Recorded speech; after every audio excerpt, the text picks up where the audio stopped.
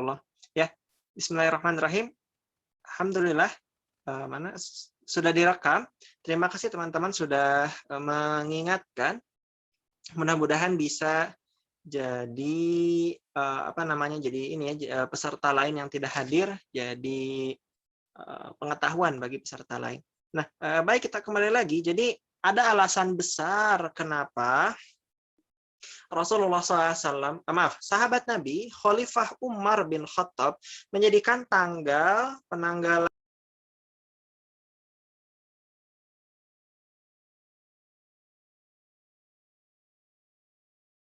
cek, maaf tadi sepertinya ada sedikit gangguan. Insya Allah kita lanjutkan. Oke, suara saya mudah-mudahan terdengar ya. Baik, kita lanjutkan. Jadi tanggal Hijriah ini spesial ya. Kenapa? Ini ya, Hijriah. Kenapa? Kalender kita, umat Islam, itu menggunakan kalender Hijriah. Ya, jadi zaman dahulu, zaman Jazirah Arab, itu bulan-bulan itu sudah ada ya. Dari Muharram, Safar, Rabiul Akhir, dan seterusnya sampai Zulqa'dah, Zulhijjah, itu semua sudah ada. Tapi tidak ada tahunnya. Tahunnya hanyalah berapa tahun sebelum peristiwa-peristiwa penting. Berapa tahun setelah orang ini meninggal. Jadi orang tidak punya patokan ini tahun berapa sebenarnya gitu. Sekedar punya patokan, oh 1 tahun setelah peristiwa ini, 1 tahun sebelum peristiwa itu. Akhirnya Umar bin Khattab, karena dulu ya ada surat sampai ke Umar bin Khattab, Umar bingung ini tuh surat tahun ini atau tahun lalu gitu ya. Tahun ini atau tahun lalu. Ini tuh surat yang ditulis tahunnya apa tahun lalu gitu kan, ada tanggalnya tapi nggak ada tahunnya. Akhirnya didiskusikanlah bahwa penanggalan ini vital ya untuk peradaban Islam, harus ditentukan apa tanggal patokan yang terpenting dalam menentukan awal dari tahun Islam ya. 12 bulan sudah ada, tapi tanggal satunya itu kapan gitu kan. Akhirnya mereka bermusyawarah, ada banyak pilihan. Bagaimana ketika kalau Rasulullah lahir gitu kan, atau bagaimana kalau ketika tahun 1 kenabian Rasulullah diangkat jadi nabi ya. Bagaimana kalau tahun Rasulullah wafat. Nah, semua ini ditolak ya, bahwa agama Islam itu tidak berdasarkan kelahiran Rasulullah. Diangkat jadi kenabian juga dianggap bukan sebagai suatu hal yang signifikan ya dalam peradaban tersebut. Wafat Rasulullah juga apalagi ya, masa setiap tahun jadi tahun-tahun mengingat kesedihan terus. Jadi dipilihlah ketika Rasulullah SAW berhijrah. Kenapa? Karena setelah hijrah Rasulullah sekarang punya negara, ya, punya negara pertama yang berdasarkan Islam, berdasarkan Quran, berdasarkan syariat Allah Subhanahu wa Ta'ala. Jadi ini salah satu alasan seharusnya ketika kita membahas tanggal 1 Muharram, kita ini mengagungkan ini ya, mengagungkan bahwa inilah tanggal di mana negara Islam pertama ada, yaitu negara Rasulullah SAW, negara Madinah Al-Munawwarah, yang mana negaranya berdasarkan Quran, berdasarkan syariat Islam, di mana dakwah benar-benar mulai terasa gitu ya, sudah bersiap melawan kekuatan dari luar. Nah, begitu ya. Jadi saking pentingnya peristiwa yang akan kita bahas sekarang, ini menjadi peringatan di tanggal seluruh umat Islam, seluruh sahabat Nabi ya, seluruh sejarah usul para ulama mengingat 1 Hijriah sebagai tahun Rasulullah SAW melakukan hijrah. Baik, kita lanjutkan. Nah, Rasulullah sebelum hijrah itu kaum muslimin sebagian sudah tiba di Yathrib ya. Nah, ini Laut Merah, ini kota Mekah ya. Nah, jadi Rasulullah SAW, sebagian sahabatnya itu sudah tiba di Yathrib. Nah, kemudian pada saat itu kaum muslimin sudah kosong di Mekah, itu sudah ramai-ramai meninggalkan. Jadi sudah sepi ya. Tinggal sedikit sekali orang yang belum hijrah. Di antaranya Rasulullah, Abu Bakar, Asma binti Abu Bakar, Ali bin Abi Thalib ya. Jadi sedikit-sedikit sekali sahabat yang belum hijrah, yang mana tentu ini sangat terasa bagi orang-orang kafir bahwa Yathrib sekarang dihuni oleh para kaum muslimin yang baru. Ini Rasulullah sebenarnya harus, menurut mereka ya, harus diapakan gitu kan, apa harus dibunuh saja?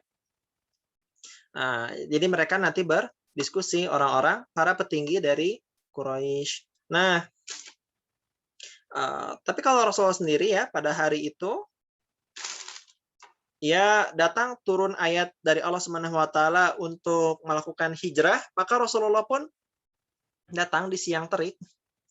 Siang terik ya, ketika matahari sedang bercahaya. Wah, teman-teman, teman-teman kalau misalkan biasa bekerja di luar ruangan, biasa beraktivitas di luar ruangan, maka teman-teman akan merasakan bedanya ya. Anggaplah kita pakai jam di Indonesia, jam 6 sampai jam 9 itu enaknya ngapain, jam enaknya ngapain, jam 3 itu enaknya ngapain. Nah, jam terik-terik matahari seperti ini tuh, bayangkan teman-teman, itu kalau di bawah terik matahari itu cepat lelah ya, cepat ya pokoknya silau, panas, pokoknya menyiksa sekali. Enaknya ini tuh istirahat. Ya. Jadi Rasulullah SAW ketika siang yang terik itu datang kepada rumah Abu Bakar dengan pakaian dan wajah tertutup di waktu yang tidak lazim untuk bertamu. Rasulullah rutin.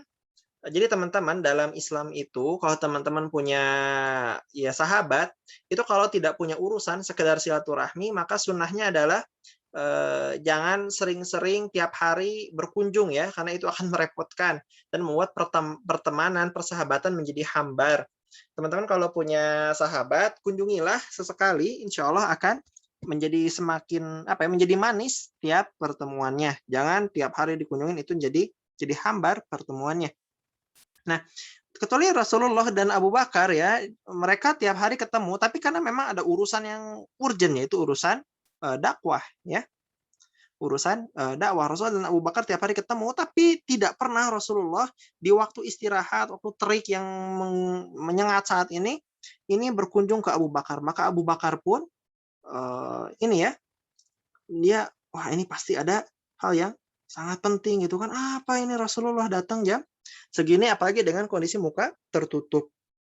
Maka Rasulullah SAW pun memberitahu kepada Abu Bakar bahwa pada Allah telah memerintahkan Rasulullah hijrah dan Abu Bakar diminta menemaninya. Abu Bakar jadi temannya ya.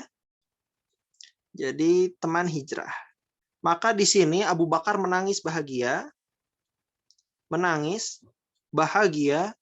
dengan tangisan yang tidak biasa. Sampai-sampai putri Abu Bakar, yaitu Aisyah ya. Aisyah melihat Abu Bakar menangis.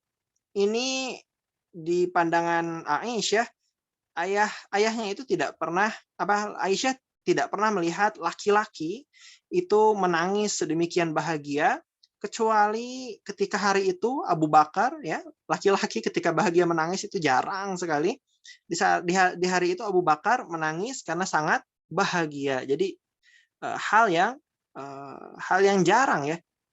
Abu Bakar saking bahagianya bukannya teriak, tertawa apa, tapi malah saat itu terharu sampai menangis bahwa kehormatan menemani Rasulullah berhijrah ternyata ada di Abu Bakar radhiyallahu anhu.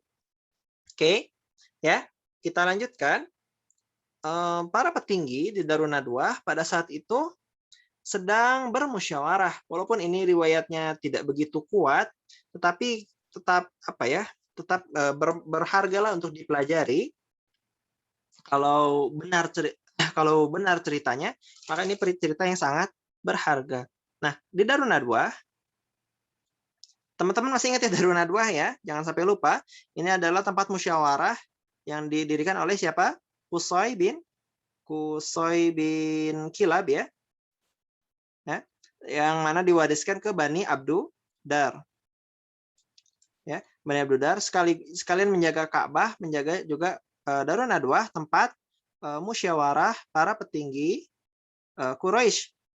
Silahkan nanti dimurojaah lagi bagi yang lupa ya. Nah, pada saat para petinggi Quraisy bermusyawarah, maka jarang-jarang ada orang yang tidak dikenal tetapi datang ya, dan sudah tua, rambutnya putih gitu kan, namun putih sekali dan enak ya, gimana ya, enak dilihat gitu, tapi sudah tua juga. Akhirnya datang, ditanyalah oleh orang-orang, kamu siapa gitu kan? Kamu siapa? Eh, Kok tidak dikenal gitu kan? Lelaki itu tuh bilang bahwa ia Syekhun minan Najd. Syekh ya orang tua ya, orang tua dari Najd. Kata lelaki tadi, dan dia datang untuk memberi saran. Nah, ini para ulama sepakat bahwa orang yang tidak dikenal ini sejatinya adalah iblis. Jadi teman-teman, buat teman-teman yang lagi proses hijrah ya, meninggalkan sesuatu yang tidak bermanfaat menjadi bermanfaat, meninggalkan pekerjaan atau sesuatu yang haram menjadi halal ya, meninggalkan pergaulan yang teman-teman yang tidak baik menjadi teman-teman yang baik, terus juga ya intinya teman-teman hijrah ya, hijrah dalam bisa tempat, dalam sikap, dalam pergaulan, dalam harta, dalam segala hal. Itu adalah hal yang sangat dibenci oleh setan, sangat dibenci oleh iblis, sehingga iblis akan turun. Ya ini ya, kalau Rasulullah ya kalau kita mungkin tidak sampai iblis, tapi syaitan pasti akan mencegat di perempatan jalan ya, supaya dibelokkan lagi. Syaitan pasti akan mencegat orang yang hijrah dengan sekuat tenaga.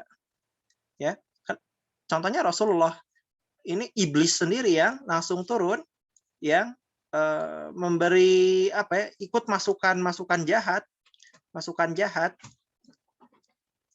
di Darun Nadwah. Oke, baik kita lanjutkan. Nah, ketika iblis itu masuk, akhirnya musyawarah dimulai. Katanya berikanlah pendapat kalian gitu kan. Ada seseorang yang bilang, bagaimana kalau kita biarkan saja Rasulullah pergi gitu kan, dibiarkan pergi, diusir. Bukankah ini yang kita inginkan gitu kan? Tidak ada lagi umat Islam, tidak ada lagi Rasulullah gitu ya. Mekah akhirnya aman dan seterusnya. Maka ini iblis tolak, kata iblis. Oh no, jangan. Kenapa jangan? Karena kata iblis, kalau Rasulullah pergi, nanti dia akan membangun kekuatan. Satu saat dia akan datang ke Mekah untuk menguasainya. Kata iblis, jangan. Ya, akhirnya usul dibatalkan, diganti lagi. Kemudian datang lagi usul yang lain. Jadi satu dia diusir. Kata iblis jangan. Yang kedua, bagaimana kalau kita penjarakan saja, gitu kan? Bagaimana kalau kita penjarakan? Jadi semua orang menangkap Rasulullah, kemudian dikurung dalam jeruji, ya, dipenjarakan. Nah, gimana lah jeruji? Dan nantinya Rasulullah akhirnya tidak bisa keluar, ditahan gitu kan? Apa kata iblis? Jangan, kata iblis. Jangan. Rasulullah itu punya sahabat yang setia. Dan Rasulullah pengaruhnya kuat. Pasti dakwah Islam akan keluar dari penjara dakwahnya, dan nanti sahabat Nabi akan rame-rame untuk mendatangi Rasulullah, membebaskan Rasulullah. Jadi kata iblis, jangan dipenjarakan. Ya, jadi satu, jangan diusir, yang kedua jangan dipenjarakan. Ini bukan kata saya ya, kata iblis. Nah akhirnya inilah datang Abu Jahal. Abu Jahal dia punya ide gitu kan, gimana kalau kita bunuh Rasulullah, tapi supaya kita tidak takut dimusuhi, diserang oleh Bani Hashim, Bani Al-Muttalib, dan pendukung-pendukung Rasulullah yang lainnya, kita bunuhnya dengan cara serempak seluruh utusan dari kabilah. Nah, jadi teman-teman kan udah tahu ya bahwa Terus di Jazirah Arab, di kota Mekah itu walaupun sukunya Quraisy, tapi di dalamnya terpecah-pecah lagi dalam berbagai klan. Ada Bani Makhzum, ada Bani Adi, ya, Rasulullah Bani Hashim, ada Bani Al-Muttalib, ada Bani Asad, ada Bani yang lainnya gitu ya, Bani yang lainnya, Bani Abduddar.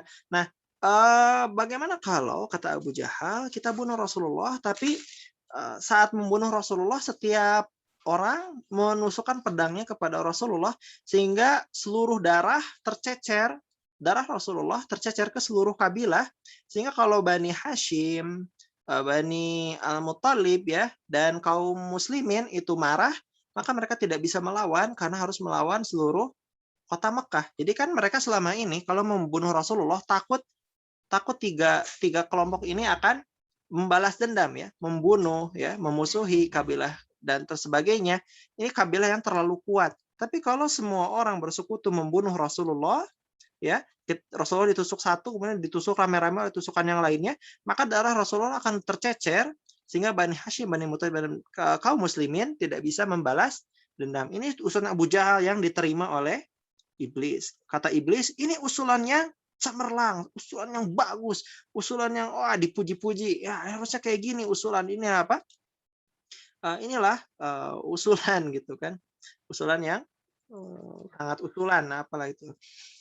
Intinya bahwa pada malam itu Rasulullah tidak akan dibiarkan, Rasulullah akan dieksekusi oleh pedang-pedang yang disiapkan. Jadi masing-masing kaum mengirim utusan untuk membunuh Rasulullah dengan tusukan pedang rame-rame.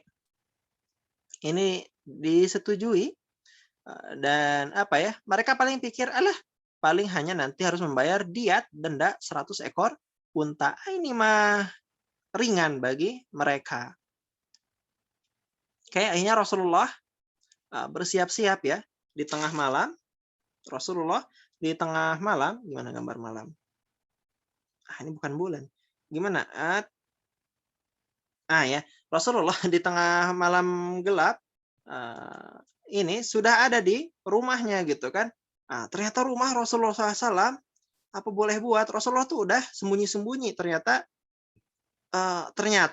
apa yang direncanakan Rasulullah di luar dari dugaan. Orang-orang sudah bersiap untuk mengepung Rasulullah, membunuh Rasulullah ya. Orang-orang sudah bersiap mengepung Rasulullah untuk membunuh Rasulullah sehingga Rasulullah sebenarnya sudah tidak ada jalan keluar lagi ya.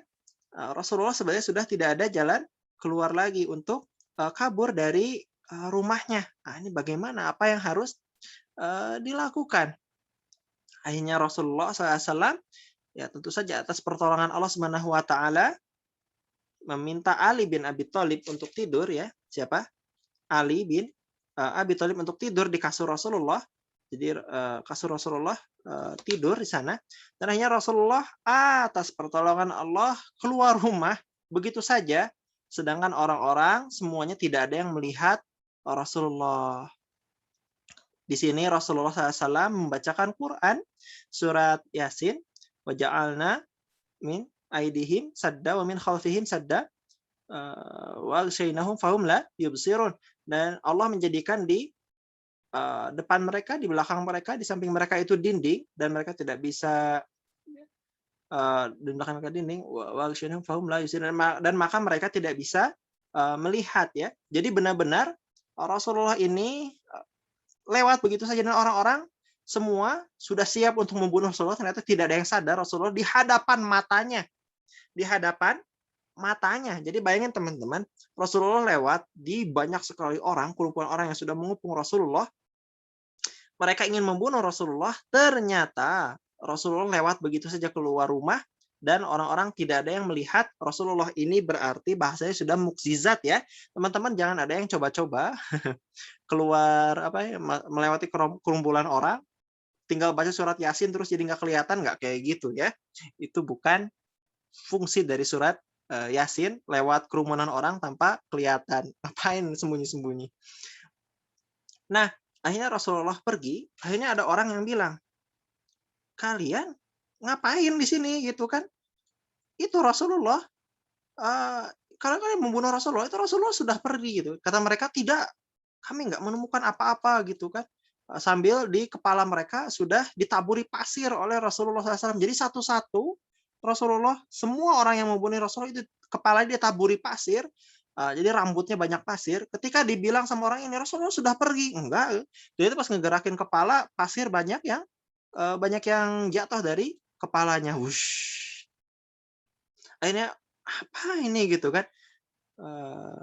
Mereka tetap yakin Rasulullah belum keluar. Dan teman-teman, di sini ada hal fakta menarik sekali yang menurut saya ini harus ditekankan. Kenapa? Alasan kenapa mereka tidak mau mendobrak pintu Rasulullah, membunuh Rasulullah karena di dalamnya sini ada Fatimah. Ada siapa? Ada Fatimah. Mereka tidak mau melihat aurat perempuan, ya kan namanya perempuan di dalam rumah malam-malam bisa jadi pakaiannya tidak sempurna. Kalau tiba-tiba didobrak masuk begitu saja, mereka tidak mau ketika saat itu mereka difitnah mereka untuk melihat aurat dari perempuan, aurat dari Fatimah ya. Bayangkan teman-teman, orang yang ini rame-rame akan masuk neraka ya. Memang nggak semua ya, sebagian nanti masuk. Ya, saya tidak tahu kalau semuanya, kalau berapa orang, tetapi saya yakin bahwa sebagian dari mereka itu ada yang masuk Islam belakangan. Tapi anggaplah kebanyakan dari mereka, sebagian dari mereka itu akan masuk neraka ya, Abu Jahal, ya, ada Abu Lahab dan ada orang-orang jahat lainnya siap membunuh Rasulullah. Ketika hendak membunuh Rasulullah, ternyata mereka masih mempertahankan kehormatan mereka, tidak mau melihat perempuan, tidak mau melihat aurat perempuan. Jadi, orang jahat aja, orang yang musyrik aja, orang yang Allah laknat saja, ternyata mereka masih punya harga diri. Mereka tidak mau dibilang, menodai kehormatan perempuan. Jadi teman-teman, kalau ada orang yang hidup di zaman sekarang, terus mereka benar-benar tidak punya harga diri, ini laki-laki yang tidak punya harga diri gitu kan. Ini kalah dari orang jahil ya. Dan teman-teman buat perempuan semakin harus menjaga harga diri ya. Kenapa? Karena orang-orang yang masuk neraka ini saja mereka tidak mau menodai aurat perempuan, kehormatan perempuan ya. Tidak mau sampai hal itu terjadi, ada fitnah mereka ya, mereka masih menjaga kehormatan perempuan. Makanya kenapa teman-teman, khususnya di sini peserta perempuan yang sedang menyimak, silakan jaga kehormatannya. Jangan sampai bergaul dengan laki-laki lepas begitu saja ya. Ya gimana lah, ya namanya perempuan dan laki-laki berbeda jenis, mau dipaksa tidak ada ketertarikan, itu aneh ya.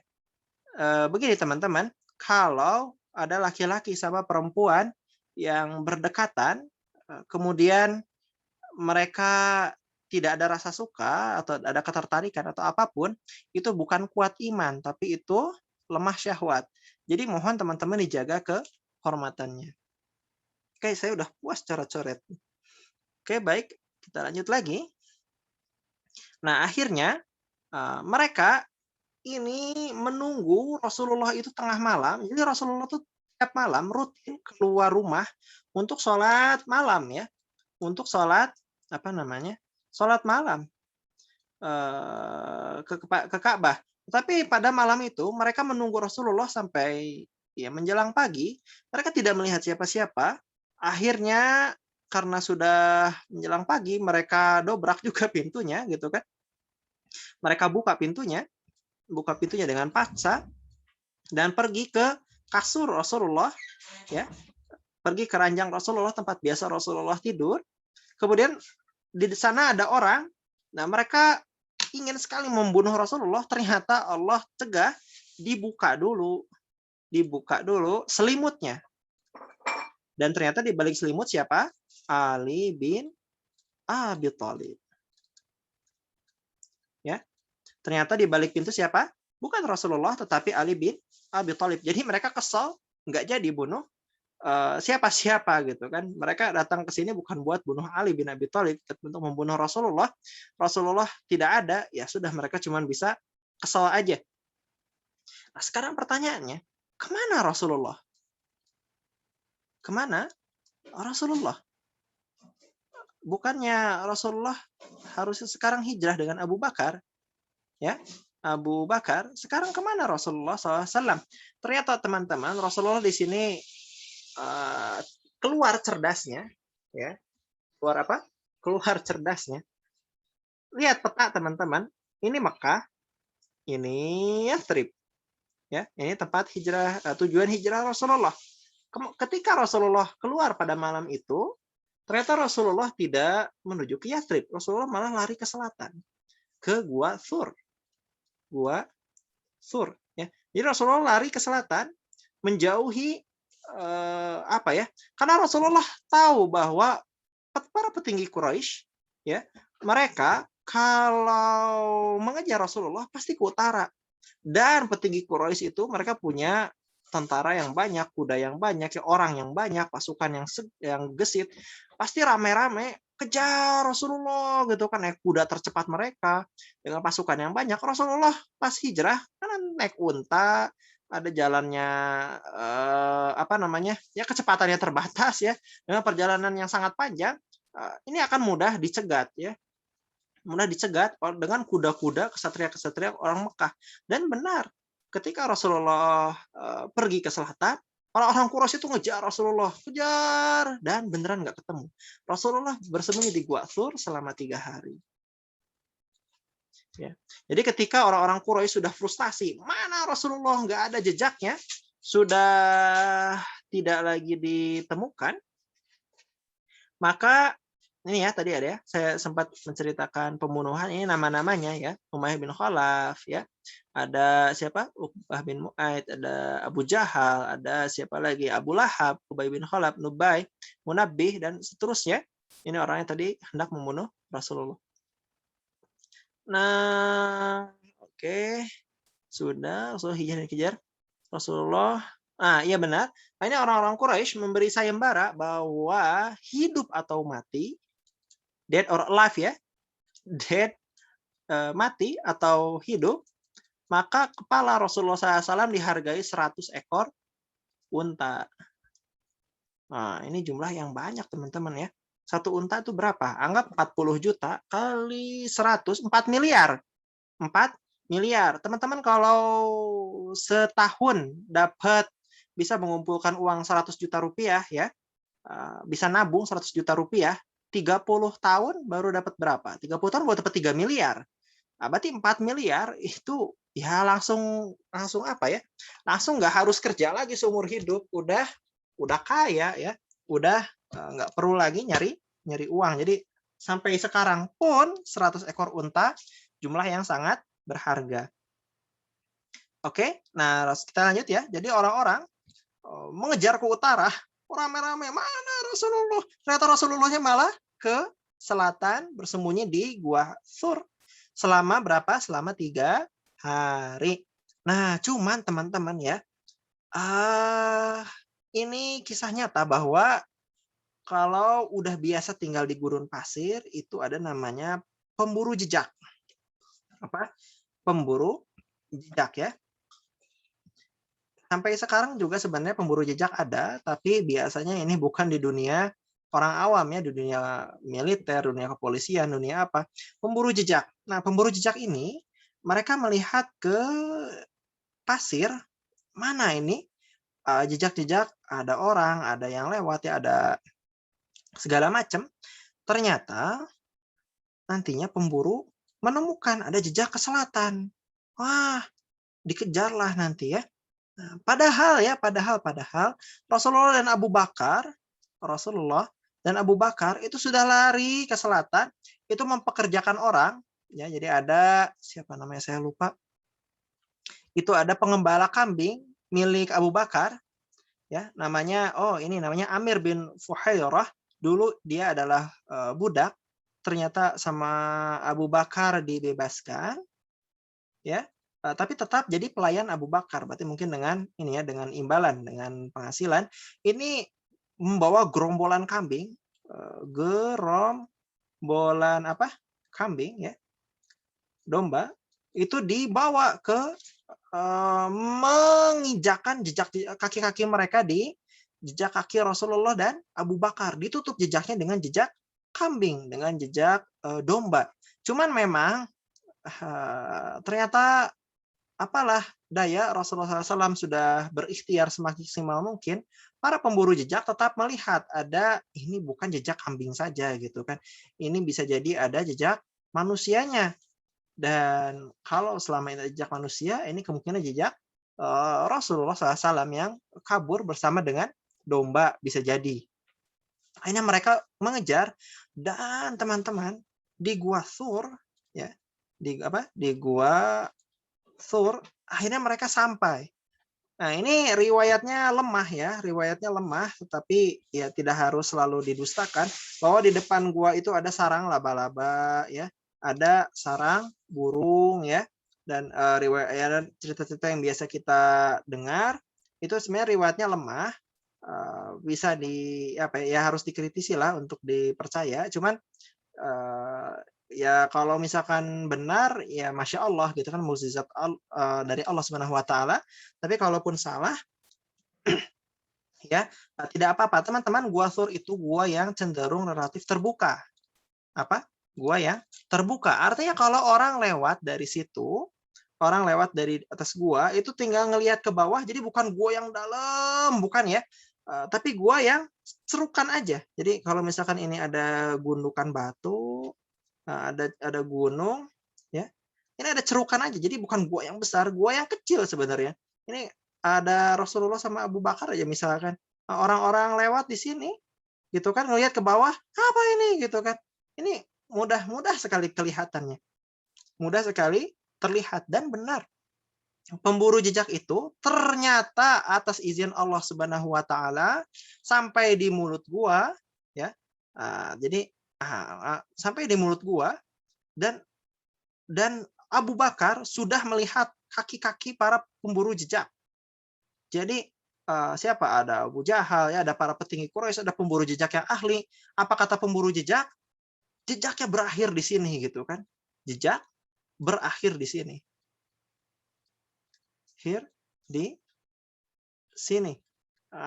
Ini kata mereka tidak mungkin mereka hilang kecuali mereka terbang ke langit. Terbang ke langit. Saking ahlinya pemburu jejak, bayangkan jejak kaki Rasul dan Abu Bakar yang sudah ditutupi kambing pun ternyata kelihatan oleh ahlinya, ahli pemburu jejak. Dan kata mereka ini Rasulullah dan Abu Bakar berakhir di sini gitu kan. Mereka hilang, jejaknya tidak lagi berpindah kecuali mereka benar-benar diangkat terbang ke langit. Padahal kalau mereka lihat sedikit aja ke bawah, ini kok langsung melihat Abu Bakar. Di sini Abu Bakar benar-benar ketakutan. Ya Rasulullah, gitu kan. Ini ya depan kita. Gitu. Jadi Abu Bakar mah udah ngelihat badan-badannya, ya, mungkin separuh badan bawah ya. Kaki-kaki para pemburu jejak ini udah kelihatan gitu kan. Mereka nongol dikit aja ke bawah. Cuman pertolongan Allah Subhanahu Wa Taala bahwa Allah membuat mereka benar-benar tidak melihat ke sini, dan mereka pulang. Padahal sudah di ujung ya, sudah mereka tuh nyampe ujung sini, depan sekali Gua Thur, akhirnya mereka pulang lagi kembali atas pertolongan Allah Subhanahu Wa Taala. Jadi ini merupakan suatu keajaiban, suatu pertolongan Allah yang berupa mukjizat. Saya yakin teman-teman gimana ya? Ya gimana? Ya ini hal yang nggak mungkin kecuali untuk untuk terjadi pada Rasulullah Shallallahu Alaihi Wasallam. Dan setelah 3 hari, maka Rasulullah SAW empat orang itu melanjutkan hijrahnya.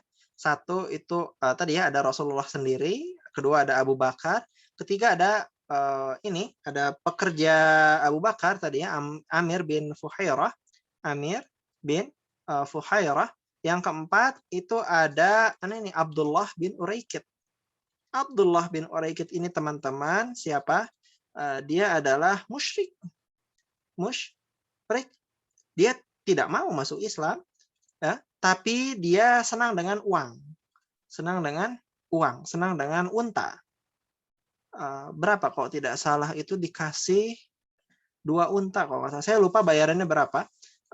Kalau tidak salah 4 unta ya. yang jelas adalah bin Uraikid ini harus mengantar Rasulullah SAW pergi ke Yathrib lewat jalur yang tidak lazim. Nah, Ustaz, kisah Abu Bakar yang digigit ular, apakah terjadi di Gua Thur ini? Setahu saya, iya betul. Jadi Rasulullah ketika itu sedang istirahat, Abu Bakar akhirnya memberikan pahanya untuk ditiduri oleh Rasulullah SAW. Ternyata saat sedang menutupi lubang-lubang di kiri kanannya, kain Abu Bakar habis, akhirnya ditutupi oleh kaki ya. Ternyata saat ditutupi oleh kaki ada ular yang ingin keluar. Abu Bakar akhirnya menangis, kesakitan sampai nangis, turun keluar air matanya saking sakit digigit ular sampai Rasulullah terbangun oleh air mata Abu Bakar. Teman-teman gini ya, kalau saya mau cerita detail-detailnya itu bisa, cuman saya cerita tidak detail saja. Ini sudah berlangsung sejam. Saya kira masih sangat lama kalau detail-detailnya akan diceritakan. Mudah-mudahan ya gambaran umumnya saja itu sudah memberi memberi penjelasan yang baiklah supaya dimengerti bahwa inilah garis besar dari sirah nabawiyah. Baik, kita lanjut ya. Nah, tadi ya Rasulullah berangkat dengan satu paket 4 orang. Rasulullah, Abu Bakar, Amir bin Fuhairah, dan Abdullah bin Uraikid, yang mana Abdullah ini musyrik tapi dia mencintai unta dan dia amanah. Akhirnya dia siap dibayar, kalau tidak salah 2 unta. Dengan syarat Rasulullah dan Abu Bakar diantar sampai ke Yathrib lewat jalur pesisir katanya. Tapi kalau saya lihat petanya nggak mesti pesisir ya, tapi jalan yang intinya curam, terjal, yang sangat tidak lazim dilewati oleh pedagang, karena pedagang bagaimanapun kan rombongan banyak ya, besar, biasanya tentu lewat jalan yang paling mudah, bukan jalan yang paling curam. Oke. Nah, akhirnya Rasulullah setelah 3 hari di Gua Thur, maka Rasulullah pun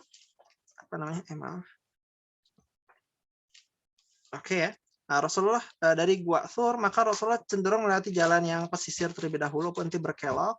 Tapi dibandingkan dengan jalan dengan jalan kafilah dagang yang lazim, Rasulullah itu lebih mepet ke pesisir dan juga sekaligus terjal.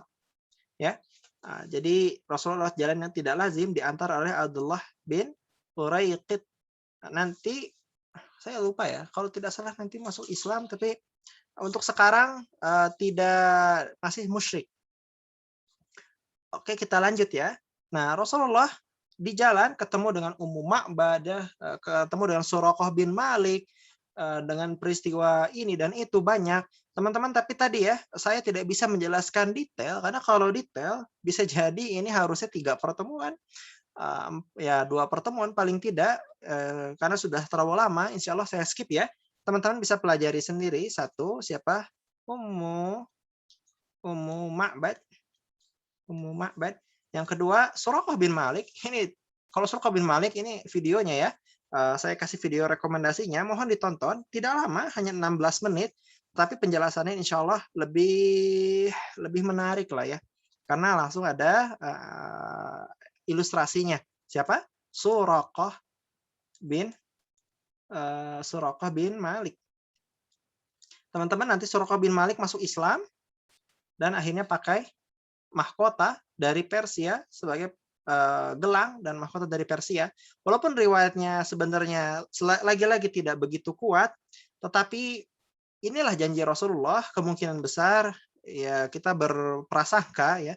Karena kalau dari sanad mungkin lemah, tapi kalau dari prasangka kemungkinan ini benar-benar terjadi, karena bagaimana mungkin Rasulullah berjanji kalau tidak terjadi bahwa Suraqah nantinya akan memakai gelang dari Raja Persia. Oke, kembali lagi. Nah, akhirnya Rasulullah setelah berjalan, jadi teman, sampai di Kuba. Jadi Kuba itu satu kota yang dekat ke Yathrib ya. Jadi Mekah berjalan, ini di Kuba, Rasulullah sampai di sini dan bermukim. Rasulullah tinggal selama 4 hari, dan akhirnya Rasulullah membuat masjid pertama, yaitu masjid siapa? Masjid Quba. Nah, teman-teman nanti ketika nanti pelajaran berlanjut ya, nanti kita bakal dengar istilahnya Masjid Diror. Masjid Diror. Itu kalau ini atas perintah Rasulullah, Masjid Diror dibakar. Tapi tidak kita bahas sekarang, tapi lokasi Masjid Diror itu dekat dengan Masjid Quba. Kita lanjut dulu. Oke ya. Nah, ini ya, itu sudah dekat dengan Yathrib.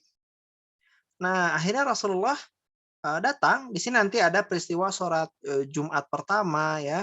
Ada maksudnya sholat Jumat pertama Rasulullah, walaupun sebelum Rasulullah pelajaran yang saya dapat itu sudah ada sholat Jumat, karena beda kondisi Islam di Yathrib yang kondisi Islam Rasulullah di Mekah.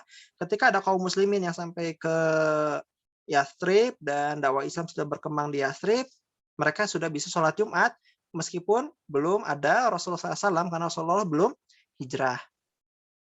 Nah, akhirnya Rasulullah berjalan masuk ke kota Yathrib, dan di sini orang-orang ini ya, detailnya panjang teman-teman, nanti ada Yahudi yang melihat Rasulullah berteriak. Nah, tapi intinya orang-orang itu awalnya bingung bahwa ini ada dua orang. Yang mana Rasulullah SAW pertama dikira Abu Bakar ya, dikira Abu Bakar. Jadi orang-orang rame-rame berkerumun kepada Abu Bakar. Oh, Assalamualaikum, gitu kan, dikira Abu Bakar nabinya. Namun ketika ternyata matahari turun, cahayanya terik menimpa Rasulullah, maka Abu Bakar pun melindungi Rasulullah dengan kainnya. Maka diketahuilah bahwa inilah Rasulullah, bukan Abu Bakar. Maka orang-orang pun menghampiri Rasulullah untuk mengucapkan salam, mengucapkan selamat, ya, berkenalan dan sebagainya. Ini menunjukkan bahwa Rasulullah hidupnya bersahaja.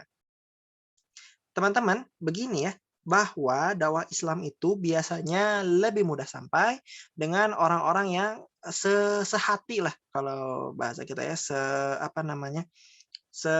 sekufu. Nah, makanya kenapa Rasulullah itu hidupnya sederhana. Kenapa? Karena memang lebih mudah dakwah itu sampai dari orang-orang yang penampilannya ya, bukan berarti kumuh ya, beda sederhana dengan kumuh ya.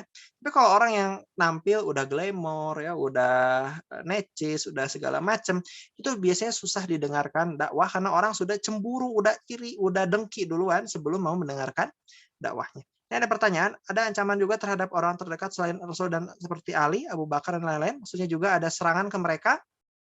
Iya, ada serangan ke mereka. Asma binti Abu Bakar yang tinggal di Mekah itu digampar oleh jadi Asma itu nanti ada dia pemilik Nakotain, pemilik dua buah ikat pinggang. Jadi teman-teman kalau laki-laki mau kerja itu biasanya mereka menyingsingkan lengan ya. Kalau perempuan mau kerja itu biasanya memakai tali supaya bajunya tidak rumbai ke kiri ke kanan, pakai ikat pinggang. Nanti ada kisahnya kenapa disuruh nanti Abu Bakar meminta Asma untuk merobek ikat pinggang, nanti ikat pinggang Asma dipakai untuk mengikat, menolong Rasulullah dan Abu Bakar untuk mengikat bekalnya. Jadi Asma binti Abu Bakar diancam ya, dimarahi, digampar oleh Abu Jahal sampai antingnya lepas. Teman-teman di sini ada yang perempuan punya anting, gimana?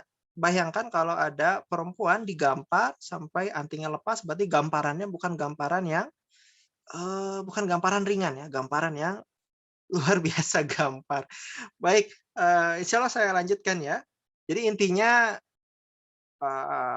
Ali dan yang lain itu dibenci ya. Cuman atas izin Allah Subhanahu wa taala ternyata mereka selamat, tetap bisa hijrah ke Yathrib. Nah, teman-teman, kenapa Ali ditinggalkan oleh Rasulullah? Ternyata Ali bin Abi Thalib itu diminta Rasulullah untuk mengembalikan barang titipan. Apa? Barang titipan. Jadi teman-teman, Masya Allah, Rasulullah itu Al-Amin. Al-Amin. Apa Al-Amin? Orang yang amanah. Orang yang terpercaya. Jadi ketika rame-rame orang Quraisy bilang, Rasulullah pendusta gitu kan. Rasulullah mudammam, orang yang terhina gitu kan. Rasulullah begini dan begitu. tapi Rasulullah saya punya harta, nitip dong, jaga gitu kan. Kamu pendusta, tapi ini barang saya tolong jaga. Jadi ini sebenarnya hal yang aneh gitu ya. Orang-orang Quraisy, orang-orang kafir itu menitipkan hartanya di Rasulullah. Jadi dulu kan belum ada bank ya, penitipan apa. Jadi Rasulullah itu sering, jadi pada zaman dahulu kalau orang sudah punya harta kekayaan ya, sudah banyak dan ingin diamankan, sudah merasa tidak aman kalau disimpan di diri mereka semua, itu mereka menitipkan ke seseorang yang terpercaya yang nanti tentu ada imbalannya. Nah, cuman jadi Rasulullah itu ternyata apa ya, istilah kita itu jadi tempat rame-rame orang Quraisy menitipkan barang, harta-harta yang berharga.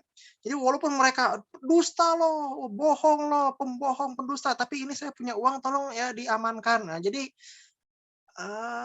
ya itulah Rasulullah ya. Jadi teman-teman, penting sekali kita untuk menjaga apa namanya, amanah. Penting sekali kita untuk berbakti pada orang tua, menjaga amanah ya. Hal-hal yang seperti ini itu sebenarnya sangat memudahkan memancing orang masuk Islam ya. Jadi mohon dijaga, jangan saya mah muslim yang penting udah syahadat masuk surga, udahlah mau bertindak yang aneh-aneh juga podo ae, nggak kayak gitu ya. Kalau teman-teman ya pingin masuk surga-surga yang tinggi, ingin dakwahnya sukses, mohon teman-teman untuk amanah, untuk apa? Untuk menjadi orang yang bisa dipercaya. Lihat Rasulullah, walaupun didustakan, ternyata rame-rame orang Quraisy menitipkan uang, harta, benda berharga mereka pada Rasulullah. Padahal Rasulullah ingin dibunuh, tapi juga ada harta mereka di Rasulullah. Makanya kenapa Rasulullah itu mulia, bahkan saking amanahnya, Ali bin Abi Thalib diamanahkan untuk mengembalikan harta-harta orang-orang para petinggi Quraisy ini. Jadi mereka aman, tidak merasa dikhianati oleh Rasulullah. Itu buktinya Ali atas amanah Rasulullah mengembalikan barang-barang mereka. Ini ya. Jadi mohon teman-teman jaga amanah, dan ciri-ciri orang yang menjaga amanah itu biasanya susah menerima amanah. Jadi jangan mudah bilang iya. Teman-teman lebih baik sedikit menerima amanah, tetapi amanah tersebut dijaga betul-betul daripada dikit-dikit nerima amanah, dikit-dikit nerima kepercayaan, tapi berantakan. Itu ciri-ciri orang yang tidak amanah ya. Jadi mohon jangan kebanyakan menerima amanah. Oke, kita lanjutkan. Sampai mana tadi? Oke, ini ya Ali bin Abi Thalib mengembalikan barangnya sudah. Kemudian ya Ali bin Abi Thalib nanti menyusul sampai ke Kuba ya. Jadi nanti dari Kuba ke Yathrib bersama-sama. Rasulullah kemudian, nah teman-teman, sampai ke Yathrib, Rasulullah SAW sampai ke rumah ibu dari kakeknya. Berarti apa? Uyut ya. Jadi kan Abdul Muthalib, teman-teman ingat kisah Syaibah? Syaibah menikahi siapa? Menikahi Salma ya. Syaibah menikahi siapa? Salma. Maaf, bukan Hashim, maaf ya. Hashim menikahi Salma, punya anak siapa namanya? Abdul. Iya benar, Abdul Muthalib ya. Abdul Muthalib ya. Nah, Salma ini dari Bani Najjar. Bani Najjar. Oke ya, sama dari Bani Najjar. Makanya kenapa ketika Rasulullah sampai di Yathrib, Rasulullah berkunjung ke Bani Najjar terlebih dahulu. Kenapa? Karena bagaimanapun ini adalah keluarganya dan memang diakui sampai saat itu, inilah salah satu keluarga kita, keturunan dari Salma, ya, istri dari Hashim. Nah, jadi ini merupakan hikmah tersendiri ya, bahwa Rasulullah SAW ternyata punya ayah yang dimakamkan di Yathrib, punya uyut yang juga berasal dari Yathrib. Makanya ketika Rasulullah sampai, disambut diantaranya oleh Bani Najjar. Nah, diantaranya adalah Abu Ayyub Al-Ansari, yang nanti menyediakan rumahnya untuk ditinggali oleh Rasulullah Shallallahu Alaihi Wasallam. Oke, kita lanjut lagi. Nah, jadi Rasulullah SAW sebelum sampai ke pusat perkampungan Bani Najjar, ternyata waktu Jumat sudah masuk, maka Rasulullah sholat. Jadi teman-teman jangan bayangkan ya, Yathrib itu satu kota, tik, udah aja, enggak ya. Jadi Yathrib itu teman-teman, ini anggap ini ya, istilahnya disebutnya ini perkampungan Bani apa, ini perkampungan Bani apa, ini perkampungan Bani ini, perkampungan Yahudi, perkampungan apa. Jadi Yathrib itu adalah satu tempat di mana kampung-kampung itu ya lebih dekat gitu ya. Nah ini jadi ketika Rasulullah masuk Yathrib, sebelum sampai ke Bani Najjar, Rasulullah sampai dulu di mana? Maaf, mungkin gini ya. Ya, ketika Rasulullah dari selatan ya masuk ke Yathrib, maka sebelum Rasulullah sampai ke Bani Najjar, Rasulullah sampai ke perkampungan Bani Salim ya. Jadi jangan